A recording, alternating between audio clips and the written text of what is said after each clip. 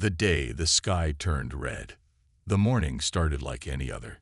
The sun was rising slowly, painting the sky with soft orange and pink colors. Birds sang from the trees. People walked on the streets, going to work, school, and their usual lives.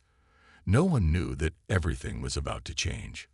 In a small town near the mountains, 17-year-old Alex sat at the breakfast table with his father, Dr. Elias Carter. They were eating quietly, watching the news on the screen. It was full of the usual problems: politics, weather, and sports. Nothing unusual. Then, without warning, the screen went black.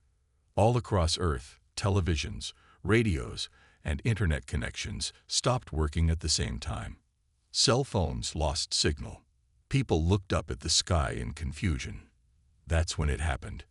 A deep, strange sound filled the air. It was not thunder. It was not a plane. It was something no one had ever heard before. A low hum, like the sky itself was groaning. And then the sky turned red. Not just sunset red, blood red. Clouds disappeared. A burning light spread across the world. People ran outside, pointing at the sky in shock. Above the clouds, hundreds, no, thousands, of giant ships began to appear. They were dark, smooth, and massive. Their design was not human. Some were the size of cities. Others floated like sharp knives in the sky, glowing with strange blue energy. A loud voice echoed from above. It was in a language no one understood at first. Then it changed. A deep, cold voice spoke in every human language at once. This world belongs to the Xarn Dominion now. Your leaders have failed you. Your defenses are weak. Do not resist. People screamed. Some dropped to their knees. Others ran inside buildings. Panic spread like fire. In his small town, Alex stood frozen. His heart pounded. He had never seen his father look scared before. But now, Dr. Carter's face was pale. They finally came, his father whispered. Who? Alex asked. I don't know what they call themselves, but they've been watching us for years. Suddenly, one of the alien ships fired a beam at a nearby city. In a blink, the skyline was gone. Nothing left but fire and dust. The sound reached them seconds later. A loud, terrible boom that shook the earth. The invasion had begun. Military jets scrambled from nearby bases. They flew toward the ships with speed and courage. But one by one, they were destroyed in the air, like insects hitting glass. Missiles exploded before they could hit their targets. The alien ships had shields, advanced technology, and no mercy. Governments tried to respond, but communication was broken. Satellites were either blocked or destroyed. The world was blind and helpless. People began to flee the cities, roads filled with cars, but the ships fired on anything that moved. It was a massacre. Alex and his father ran to the basement. Dr. Carter unlocked a steel door behind an old shelf. Inside was a secret lab. Computers, power cells, blueprints, and a large metal case sat there. You had this the whole time? Alex asked, shocked. His father nodded. They were coming. I tried to warn people, but no one listened. They thought I was crazy. Now it's too late. What do? We survive, and we wait. For what? His father opened the metal case. Inside was a strange device. It was glowing softly, with symbols Alex had never seen. For the others, Dr. Carter said, we're not the only ones who prepared for this day. Meanwhile, in cities across the world, small resistance groups were already forming. Soldiers, scientists, engineers, anyone who still believed Earth could fight back, began to move in secret. Underground bunkers, old missile silos, and hidden labs came alive. And somewhere, in the shadows of the alien fleet, a hidden satellite activated. It sent out a quiet signal, one the aliens didn't notice. The message was simple. Let them come. The fall of nations. The red sky didn't fade. Even after hours passed, the alien ships stayed like dark giants above Earth. They didn't speak again. They didn't explain. They just hovered, like predators waiting for prey to move. Every once in a while, one of them would release a bright beam of energy, and another city would vanish. Across the world, chaos took over. In New York, the president of the United Earth Alliance tried to speak to the alien fleet through satellites, hoping for peace. The message was polite, diplomatic, desperate. The aliens didn't answer. Instead, they responded with destruction. The United Earth headquarters in Geneva was the next to be targeted. In a flash, it was gone. The message was clear. There would be no peace. Military leaders gathered in secret bunkers. Commanders, generals, and world leaders tried to unite their forces, but communication lines were broken. Internet, satellites, and radio towers had all been disabled within minutes of the invasion. Entire countries were cut off. Some thought they were alone. And that's when the fear began to win. Soldiers fought bravely, but their weapons were useless. Bullets bounced off the alien armor. Tanks were melted in seconds. Air bases were destroyed before jets could even take off. The alien drones, small, fast, and deadly, hunted down any resistance they saw. In just 3 days, half the world's major cities had fallen. In Tokyo, a group of elite pilots tried something desperate. They launched old stealth jets from an underground hangar, carrying nuclear weapons. Their plan was simple: hit the mothership hovering above the Pacific Ocean. They never made it. Alien defense systems spotted them instantly. The sky turned blue with electric energy. All 5 jets were erased from existence. Not even smoke was left. The alien fleet was too fast, too smart, too advanced. Humanity was losing, but not everywhere. Far beneath the surface, in hidden places long forgotten, human minds were working. In South America, a scientist named Dr. Vega was building something with stolen alien tech. In Eastern Europe, an ex-soldier named Katya gathered a team of survivors and turned an old subway system into a fortress. In India, a blind engineer hacked into a fallen drone and found something strange, a code, something inside the alien tech that wasn't locked, as if it wanted to be found. And in the small mountain town, Alex sat in the dark with his father, watching old radar screens glow. The device his father had opened, the alien-looking core, was starting to activate. Alex didn't understand it. The technology didn't look human. "Where did you get this?" he asked. Dr. Carter didn't answer at first. He just stared at the glowing blue lines moving across the screen. "Dad, is this thing alien?" Dr. Carter finally spoke. "No, son. This was made here, on Earth, but not by us. Not by this generation." "What does that mean?" "It means humanity has a history even we don't fully understand." Alex's heart raced. The more questions he asked, the fewer answers he got. Just then, the radar screen blinked. A faint signal. Far away, but moving fast. It wasn't alien.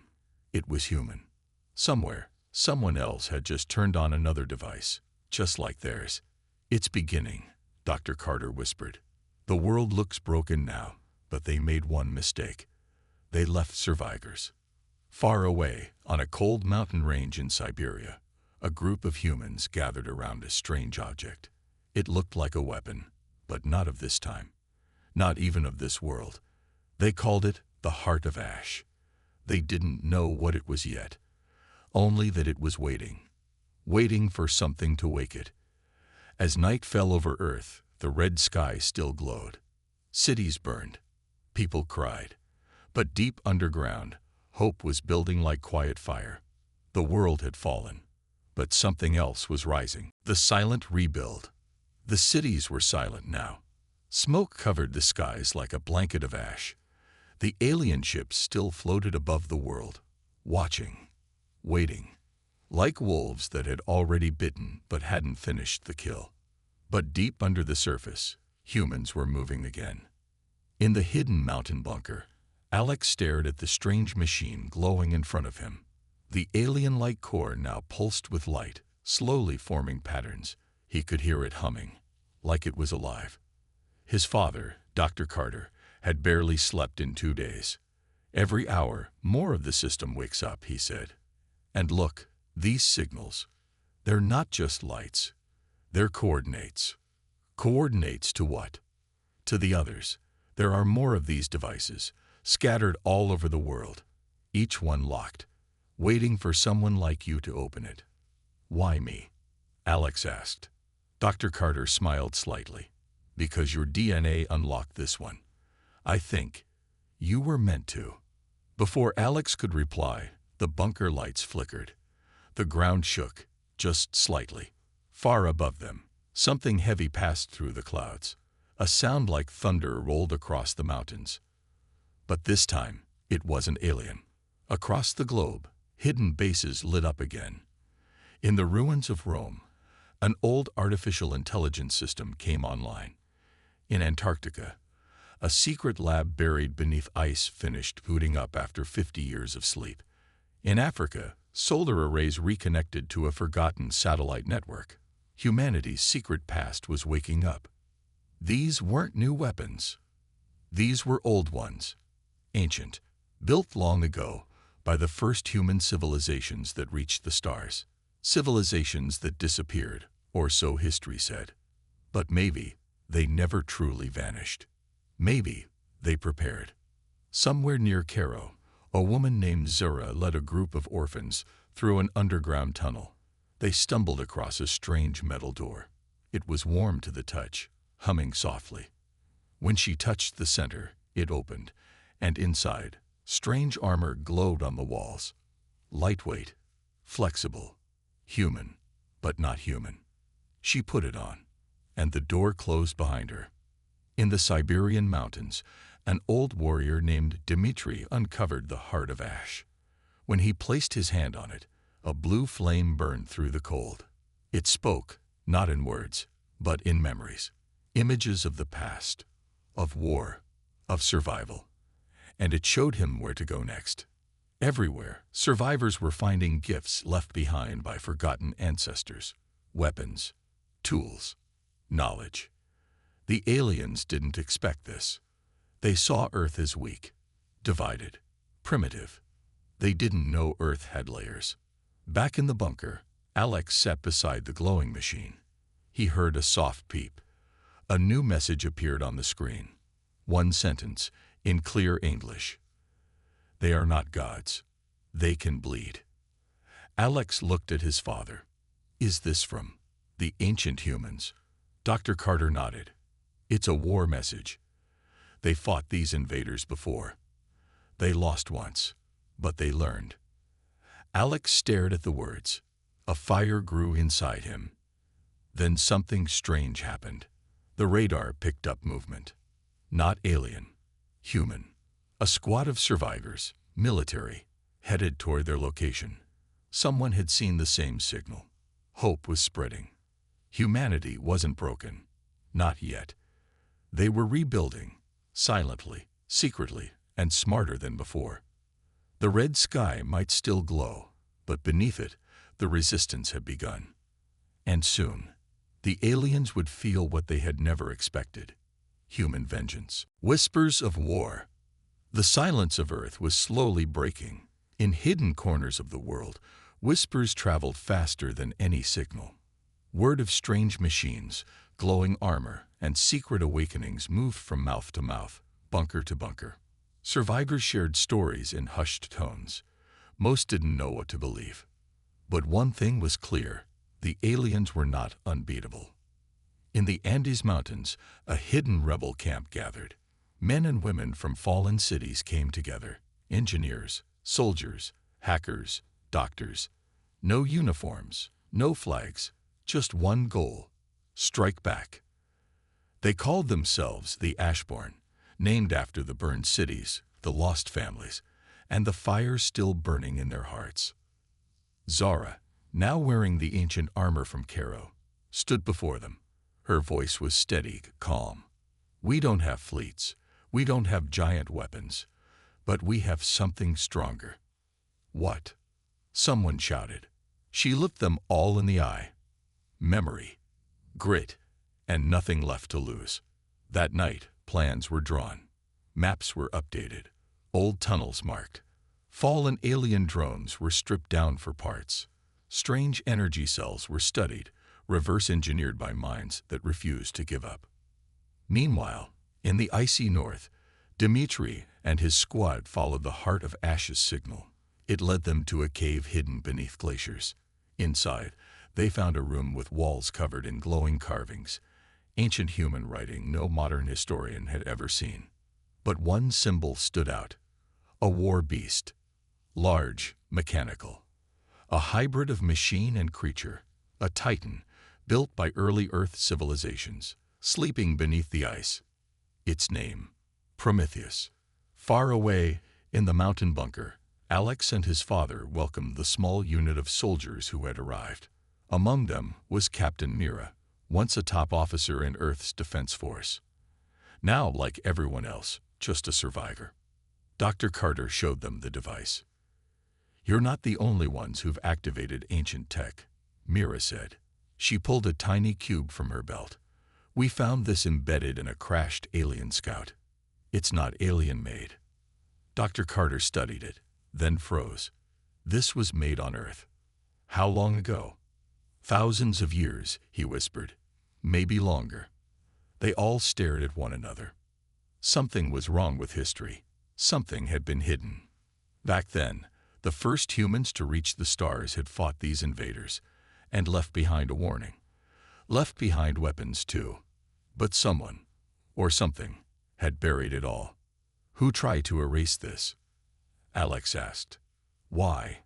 Before anyone could answer, the radar screen blinked again. This time, a new symbol. Not a human signal. Not alien, either. Something in between. "What is that?" Mira asked. Alex leaned in. "It's a third faction." Dr. Carter frowned.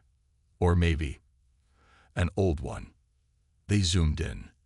The signal was moving, not hiding. It wanted to be seen. It was coming from orbit, but not from the alien fleet. It came from behind them. A small ship. A message arrived. One sentence. "I am not your enemy." In space, a lone figure stood inside a sleek black ship. Its armor was neither human nor alien, a strange mix of both. This was Kale, a defector. Once part of the alien invasion force. Now, a traitor. He had seen what his kind had done to Earth, and something inside him changed. He had studied the ancient human tech they feared.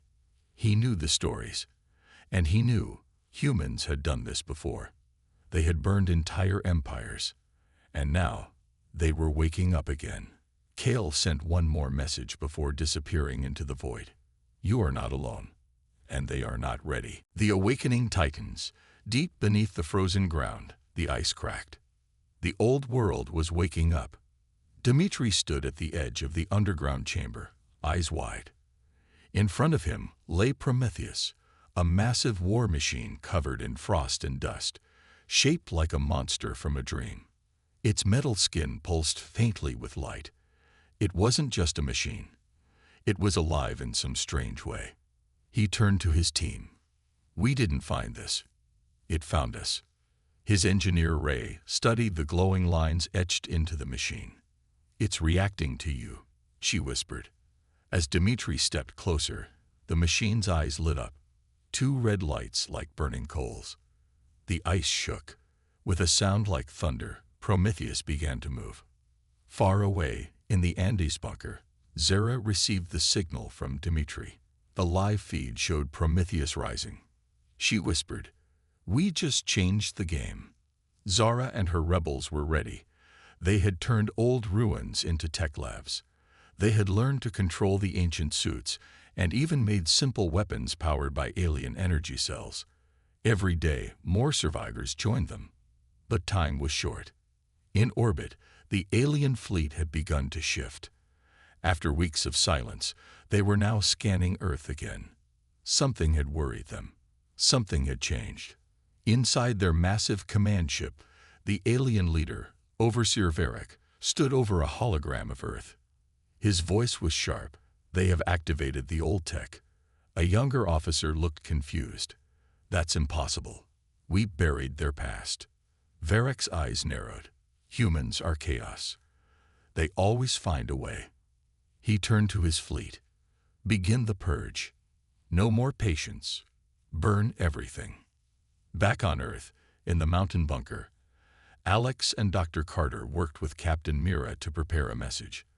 They had combined human tech, alien parts, and Kel's strange signal into one thing: a pulse. A message to every hidden rebel across the planet. Alex pressed the button. The pulse went out. From the deserts of Africa to the forests of Asia, from broken cities to underwater bases, people felt it. Not with their ears, but with their bones. A soft hum. A call.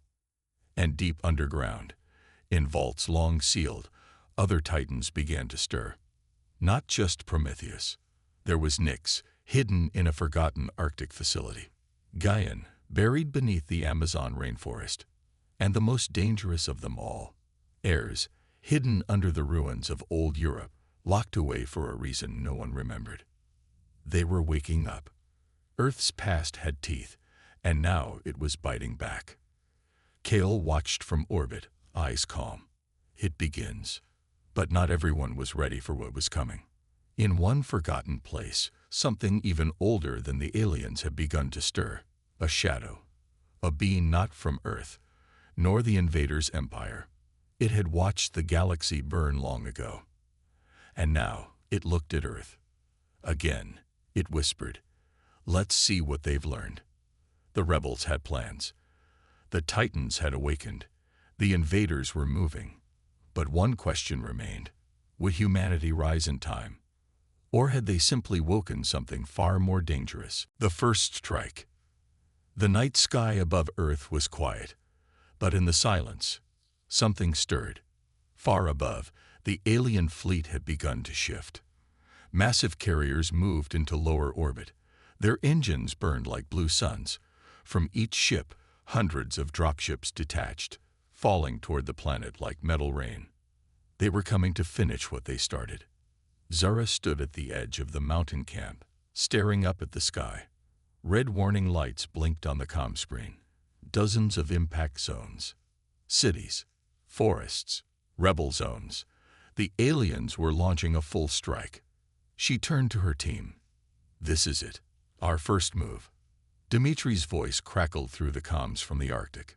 "Prometheus is ready." From the rainforest, another voice. "Gaian is online." Zara nodded. "We hit them first." All across Earth, the rebels activated old weapons, traps, and underground missiles. They had no fleet, but they had the ground, and they knew it better than anyone. In the Andes, hidden missile silos opened for the first time in 100 years. In the desert, human snipers with repurposed alien rifles took position. In the ocean, drones rose from under coral reefs, silently locking onto targets. Zara raised her voice to the gathered fighters. "They thought we were broken. They thought Earth was finished. But we've been building. We've been waiting. And now," she pointed to the map, "now we strike." The first target was a communications tower, one of the aliens' central relays. Without it, the fleet's ground forces would be blind. Zara led the charge herself, riding inside a transport rebuilt from alien parts. The vehicle hummed with strange energy. Behind her, fighters in ancient armor followed. Some carried salvaged plasma blades. Others, high-caliber rifles built from scrap. They hit the tower at night. Explosions lit up the jungle as the rebels swarmed the site. Alien soldiers scrambled to respond. But they were slow, confused. They had never fought humans who were prepared. One alien commander tried to call for backup. The signal didn't go through. Prometheus had arrived. From above the ridge, the massive Titan stomped into the battle, its red eyes glowing like fire. With one swing of its metal arm, it crushed an enemy tank like paper. Rebel cheers echoed through the trees. In the Arctic, Dmitri guided Prometheus with a neural link. Sweat poured down his face. We take out their eyes. We take their breath next. One by one, the towers fell. Across the globe, alien communications broke down. Overseer Verak slammed his fist into the table. How are they doing this?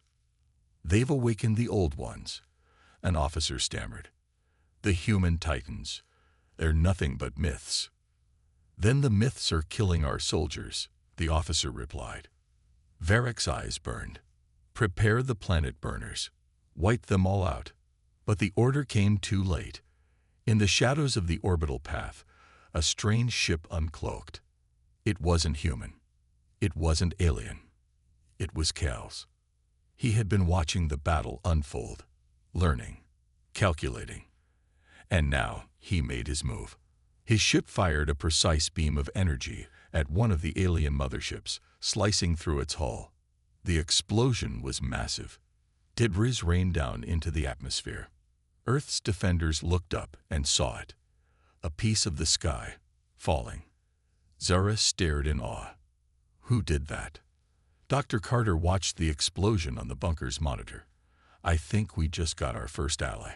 Kale sent one more message to Earth, bouncing across all rebel channels. Strike now. They bleed. And so, humanity did. The first strike wasn't just a victory. It was a message. Earth was no longer silent. Earth was fighting back. Ashes of empire. The sky above Earth burned with falling debris. Alien warships spiraled out of orbit, flames trailing behind them like dying stars. Rebel fighters across the globe watched in stunned silence. After years of hiding, humanity was winning. In the heart of the Andes, Zara stood at the command screen. Reports were coming in from every region. Towers destroyed. Outposts captured. Enemy squads retreating. Their communications were in chaos. And most of all, the Titans had taken the battlefield. Prometheus crushed entire legions in the Arctic. Nyx tore through alien drop pods in the jungles. Gaian created shockwaves that split open canyons, swallowing invader machines whole. But the fight wasn't over. Orbit still held the final blade. The alien flagship, a floating fortress with enough power to burn half the planet in one strike. It had begun charging its main weapon. Overseer Verak stood on the bridge, breathing heavily. His empire was crumbling. Entire fleets destroyed. Troops defeated by primitives. Ancient machines he thought were lost forever now crushed his soldiers like insects. This planet will not survive me, he growled. If I fall, I'll take them with me. Below, Zara knew they had minutes left. We need to reach that ship, she said. We end it now. Alex, the tech genius, stepped forward. We can send Ares. The final Titan. Still buried under the ruins of old Europe. Still dormant. Still dangerous. Captain Mira looked at the maps. If we power it, it could launch itself directly into orbit. Into the ship? Zara asked. Alex nodded. Right through the heart of it. A suicide strike. But the only way to win. The plan was set. In the ancient vault, Ares awoke. It was larger than the others. Twice as fast. Twice as deadly. Its armor was jagged, blackened by wars from long ago. A machine built only for one thing. Destruction. Zara spoke into the mic. Ares, this is for Earth. The vault walls cracked as Ares rose. Fire erupted from its back. And with a scream of tearing metal and ancient energy, it launched into the sky, leaving a trail of blue lightning behind. In orbit, Verak saw it coming. What is that? The bridge crew tried to react, but it was too late. Ares punched through the flagship's hull like a bullet through glass. Inside the ship, systems failed. Alarms blared.